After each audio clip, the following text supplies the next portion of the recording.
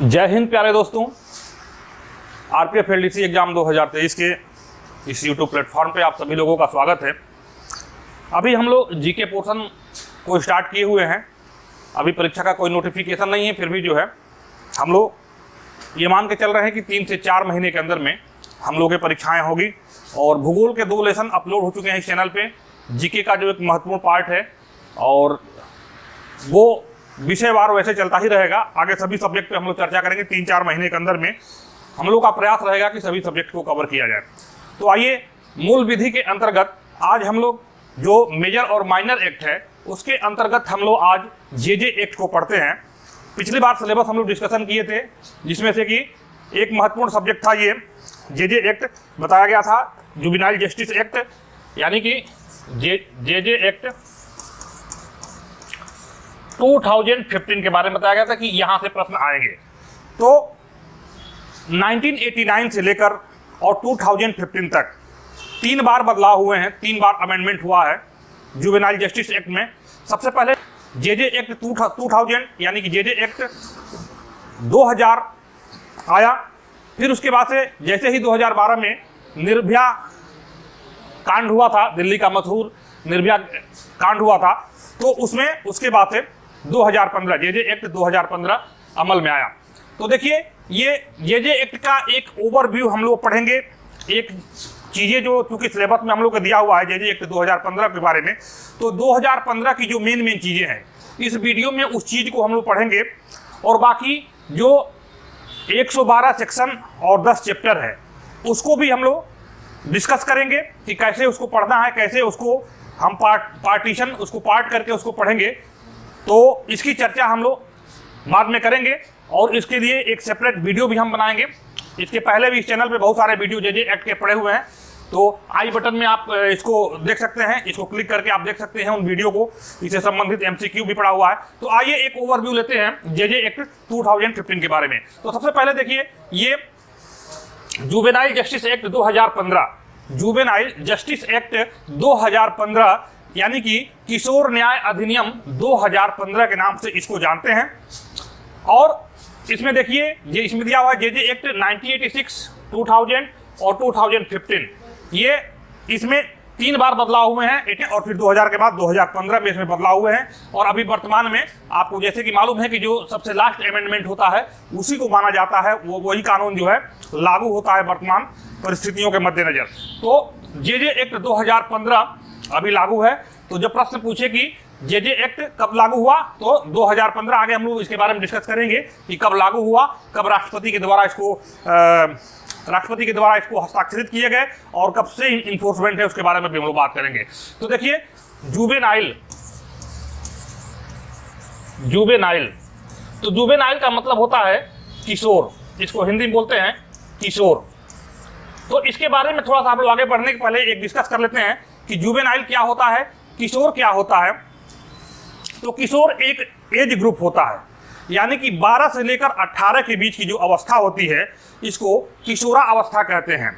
इसको किशोरा अवस्था कहते हैं। और ये वो समय होता है जो कि अपने आप में एक तूफान लेकर आता है। जो जुवेनाइल होते हैं, जो चाइल्ड होते हैं, उनके अंदर बहुत सारी चीज़ें बदलाव होता है। उनका शारीरिक बदलाव होता है, उनका मानसिक बदलाव होता है और उनके अंदर बहुत सारी बदलाव होते हैं और हार्मोन्स के भी चेंज होते हैं, जिसकी वजह से वो कई सारी परिस्थितियां आती हैं कि वो जो है चीज़ों को समझने के लिए और निर्णय लेने के लिए वो सक्षम नहीं होते हैं और थोड़ा सा उनका स्वभाव उग्र भी होता है। और यही वो एज ग्रुप होता है जिसमें से कि बहुत सारे क्राइम भी होते हैं। तो 12 से 18 का जो एज ग्रुप है ये इसको किशोरा अवस्था बोलते हैं। तो पहले क्या था कि वर्ष 2000 का जो हमारा ये जुवेनाइल जस्टिस एक्ट था, तो इसमें 16 से 18 वर्ष के आयु को 18 वर्ष के आयु को किशोरा अवस्था के रूप में गिना जाता था। लेकिन जब दिल्ली का निर्भया कांड हुआ, जिसमें से कि 4 एक्यूज थे, 4 नहीं 5 एक्यूज थे, और जो इसमें जुवेनाइल था, जो किशोर था, जिसकी उम्र लगभग 16 से 18 के बीच में थी, और बाद में इसका ट्रायल हुआ, मामला चला और उसको इस अवस्था में उसको जो है इस का मतलब यह है कि जब सबसे पहले जब ये जुवेनाइल एक्ट बना तो जुवेनाइल एक्ट में ये संविधान के अनुच्छेद 15(3) के अनुसार राज्यों और केंद्र को यह शक्ति प्रदान करती है कि वो बच्चों के लिए कानून बना सकती है। यानी संविधान के अनुच्छेद 15(3) के अंतर्गत राज्य और केंद्र सरकार को ये शक्तियां प्राप्त हैं कि वो बच्चों के लिए कानून बना सकती है। तो यहां से भी प्रश्न बन सकता है कि किस अनुच्छेद केंद्र को यह शक्ति है कि बच्चों के लिए वो है जुवेनाइल बना सकती है। सन 1989 में एक अंतर्राष्ट्रीय सम्मेलन हुआ था, एक बैठक हुआ था जिसमें भारत भी सदस्य था। 1989 में एक अंतर्राष्ट्रीय स्तर की बैठक हुई थी जिसमें से कि बच्चों से संबंधित जो कानून है उसके बारे में जो है बातें हुई थी।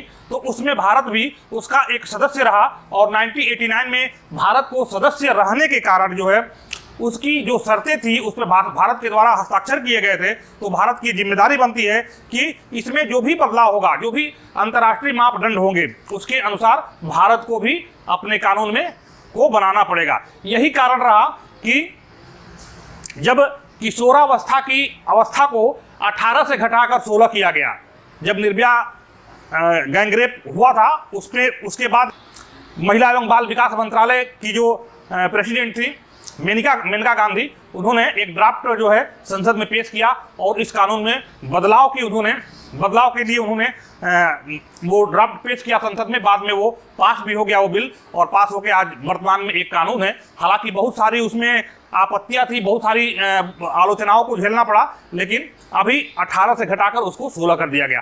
तो अंतर्राष्ट्रीय मानकों के अनुसार जो है अभी पहले 18 था, लेकिन अभी क्या हो गया 16 वर्ष। यानी कि 16 वर्ष या 16 वर्ष से अधिक की अवस्था में अगर कोई व्यक्ति अगर कोई हीनियस क्राइम करता है, कोई बच्चा जो है हीनियस क्राइम करता है, तो उसको उसी तरह से ट्रीट किया जाएगा जैसे कि एक एडल्ट को ट्रीट किया जाता है।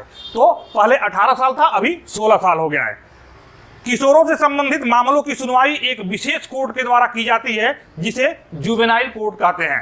अगर किसी बच्चे के द्वारा किसी प्रकार का कोई अपराध किया जाता है तो उसे किसी सेशन न्यायालय में या किसी अन्य न्यायालय में, हाई कोर्ट, सुप्रीम कोर्ट में उसकी सुनवाई नहीं होती है। उसके लिए एक विशेष कोर्ट बना हुआ है जिसको कि जुवेनाइल या जिसे विशेष कोर्ट कहा जाता है। किशोरों से संबंधित मामलों की सुनवाई के लिए एक जुवेनाइल कोर्ट होता है। इसके बारे में हमने ये आज जुवेनाइल जस्टिस एक्ट का और क्यों ओवरव्यू ले रहे हैं, बहुत सारे वीडियोस बने हुए हैं, लेकिन इसका ओवरव्यू क्यों ले रहे हैं, क्योंकि जो हमारी परीक्षा है, जो सब इंस्पेक्टर की परीक्षा है, तो इसमें हमको अपेक्षा की जाती है कि हम एक अधिकारी बनने के लिए ये परीक्षा दे रहे हैं, तो उस स्तर से चीज़ों को समझे, तो छोटी छोटी चीज़ों पर भी ध्यान रखना होगा और जो तार्किक चीज़ें हैं, जो लॉजिकल चीज़ें हैं, उस पर भी डिस्कस करना बनता है। इसलिए हम इस पर डिस्कस कर रहे हैं। और चूंकि स्पेशली सिलेबस में दिया हुआ है कि जुवेनाइल एक्ट जो है 2015 से ही प्रश्न पूछे जाएंगे, इसीलिए हम इस 2015 को सेंट्रलाइज करके और ये वीडियो बना रहे हैं। तो देखिए, किशोरों से संबंधित मामलों की सुनवाई विशेष कोर्ट के द्वारा की जाती है जिसका नाम है जुवेनाइल कोर्ट, जिसको कहा जाता है। इसके लिए स्पेशल जेल की व्यवस्था की गई है जिसे केयर एंड रिहैबिलिटेशन अर्थात पुनर्वास केंद्र कहा जाता है। इसके अंतर्गत जो है जो सजा होती है, तो उसमें अगर कोई जुवेनाइल को कोई सजा होती है तो उसको किसी जेल की तरह नहीं ट्रीट किया जाता है, उसको जो है एक पुनर्वास केंद्र, एक सुधार केंद्र बनाया गया है जिसे केयर एंड रिहैबिलिटेशन अर्थात पुनर्वास केंद्र के नाम से जानते हैं। देखिए, अभी जो हम लोग बात कर रहे थे कि पहले 18 साल था जुवेनाइल का एज ग्रुप, 12 से 18, लेकिन अभी क्या हो गया 12 से 16 वर्ष की अवस्था को जो है इसको जुवेनाइल की श्रेणी में रखा गया है। तो यहाँ इसमें पुराने कानून के अनुसार यदि कोई किशोर जिसकी उम्र 18 वर्ष थी, नए कानून के अनुसार यदि कोई किशोर जिसकी उम्र 18 वर्ष थी और हीनियस क्राइम करता है तो उसे एडल्ट की तरह ट्रीट किया जाता था, लेकिन नए कानून के अनुसार 16 वर्ष या उससे अधिक की उम्र के को एडल्ट माना गया है। यह जेजे एक्ट 2015 की सबसे हाईलाइटेड चीज है। तो ये चीज को ध्यान रखना है कि पहले 16 साल जो है 16 साल पहले 18 साल के ग्रुप को 12 से 18 के ग्रुप को जुवेनाइल माना जाता है, अभी 12 से 16 के ग्रुप को जुवेनाइल माना जाता है, यानी किशोर माना जाता है। महिला बाल विकास मंत्रालय के द्वारा वर्ष में श्रीमती मेनका गांधी जी के द्वारा एक ड्राफ्ट संसद में पेश किया गया जिसके परिणाम स्वरूप जेजे एक्ट 2015 इन्फोर्समेंट किया गया। अब देखिए कुछ चीजों पर, कुछ इसकी नोटेबल चीजें हैं जिस पर हम लोग ध्यान ले लेते हैं। देखिए ये कोई भी जब बिल पास होता है तो वो एक कानून का रूप लेता है, तो उसके लिए एक नोटिफिकेशन जारी होता है भारत सरकार के राजपत्र में। तो भारत सरकार के राजपत्र में एक नोटिफिकेशन जारी किया जाता है। तो ये नोटिफिकेशन नंबर 2 2016 का नोटिफिकेशन नंबर 2 है, जिससे कि ये जो बदलाव जुवेनाइल जस्टिस एक्ट 2015 का जो है इन्फोर्समेंट किया गया, या जिसको तो नोटिफिकेशन नंबर कितना है 2 2016। अगर यहाँ से प्रश्न बनता है तो आप बताइएगा नोटिफिकेशन नंबर 2 वर्ष 2016। अब टोटल चैप्टर इसमें कितने हैं, तो टोटल चैप्टर कितने हैं इसमें 10 हैं। टोटल चैप्टर 10 हैं और टोटल सेक्शन जो है 112 है, यानी कि 10 चैप्टर और 112 सेक्शन में पूरा ये पार्ट बटा हुआ है। आगे जो वीडियो हम बनाएंगे तो उसमें हम लोग देखेंगे कि कैसे जो है इसको 4 पोर्शन में बांट के और पूरे इस जेजे एक्ट को हम लोग देखेंगे। जो मेन चीजें हैं उस पर हम लोग डिस्कस करेंगे। तो सबसे पहले आपको एक स्लाइड के थ्रू हम बताना चाहेंगे,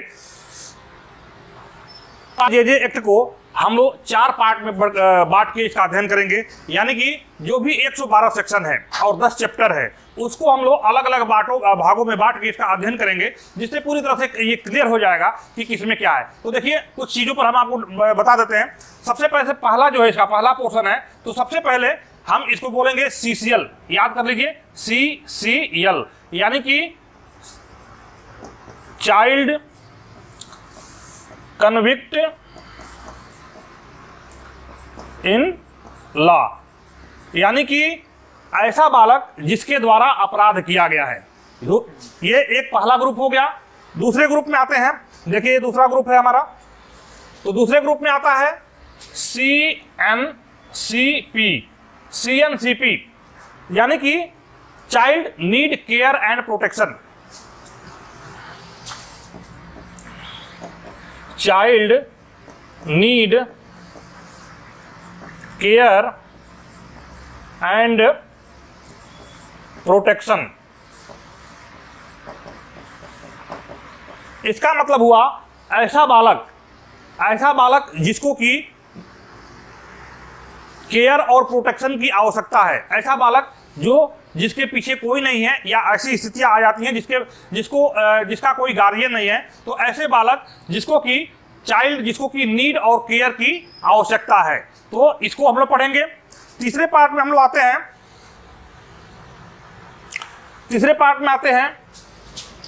CFLA, इसको हम लोग को याद रखना है। CFL का मतलब हो गया child free legal adoption, child free legal adoption, यानी ऐसा बालक जिसको कि विधिक रूप से फ्री, जिसको कि एडॉप्शन की जो दत्तक ग्रहण की प्रक्रिया है उसको क्या है लीगली फ्री, जिसको कि एडॉप्ट करने की जो प्रक्रिया है उसको हम लोग पढ़ेंगे, यानी कि चाइल्ड फ्री लीगली एडॉप्शन, यानी child free legally adoption, legally जिस बच्चे को दत्तक ग्रहण करना हो उसके बारे में इसमें हम लोग पढ़ेंगे। और चौथा इसका पोर्शन है, चौथा पोर्शन इसको ये है कि चाइल्ड,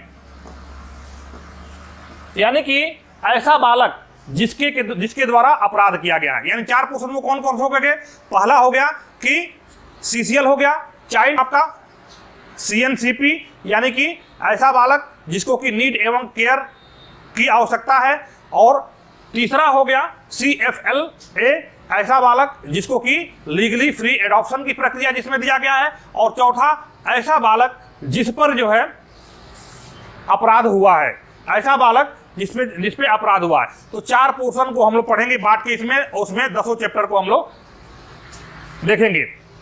तो यहां तक समझ में आ गया होगा। आगे चलिए, आगे देखते हैं।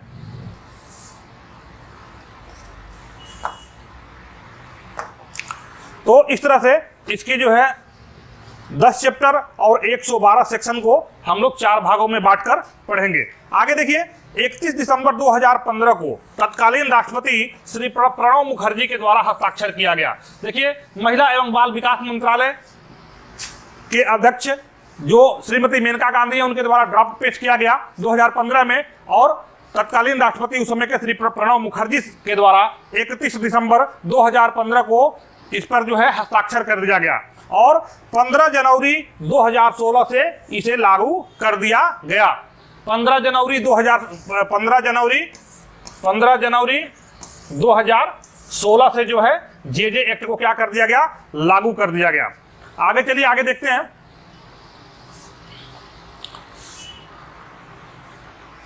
अभी देखते हैं कि 2015 का जो जेजे एक्ट है उसमें क्या बदलाव किए गए, तो उसके बारे में हम लोग थोड़ा सा देख लेते हैं।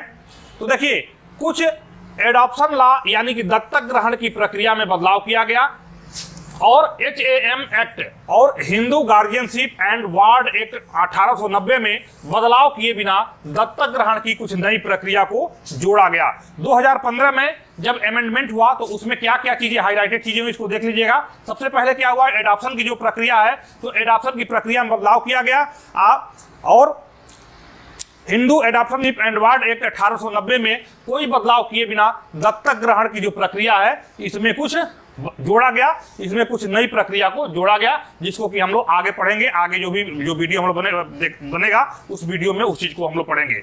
आगे क्या हुआ, जुवेनाइल जस्टिस बोर्ड में ही सुनवाई की जाएगी, जिसमें सजा के बजाय ट्रीटमेंट ऑफ जुवेनाइल दिया जाएगा। यानी कि जुवेनाइल से संबंधित कोई भी मामला अगर होता है तो उसे किसी सेशन कोर्ट या किसी न्यायालय में नहीं सुना जाएगा, बल्कि उसके लिए जो स्पेशल जुवेनाइल कोर्ट की जो व्यवस्था की गई है उसमें उसकी सुनवाई की गई है और जो सुनवाई का नेचर होगा वो सजा देने से संबंधित नहीं होगा, उसको ट्रीटमेंट ऑफ जुवेनाइल दिया जाएगा। यानी बच्चों को सुधार के अवसर प्रदान किए जाएंगे कि किस तरह से उनमें सुधार होगा, सुधारात्मक जो है उस पर प्रक्रिया अपनाई जाएगी। इसमें दंडात्मक प्रक्रिया नहीं अपनाई जाएगी, सुधारात्मक प्रक्रिया अपनाई जाएगी। इस अमेंडमेंट में आलोचनाओं के संबंध में स्टैंडर्ड को मेंटेन करते हुए हीनियस क्राइम करने की उम्र सीमा 16 होगी, जो कि पहले से हम लोग चर्चा करते आ रहे हैं कि अगर कोई हीनियस क्राइम करता है 16 साल के एज ग्रुप का जो बच्चा है तो उसे जस्ट एडल्ट उसको ट्रीट किया जाएगा। आगे देखिए, थी कुछ हाइलाइटेड चीजें। 2015 का एक ओवरव्यू था जो मेन चीजों पर हम लोगों ने डिस्कशन किया, और इससे संबंधित डिटेल वीडियो देखना है तो आई बटन में आप जो है इसको क्लिक करके और डिटेल वीडियो को देख सकते हैं। इससे संबंधित क्वेश्चन आंसर को भी देख सकते हैं।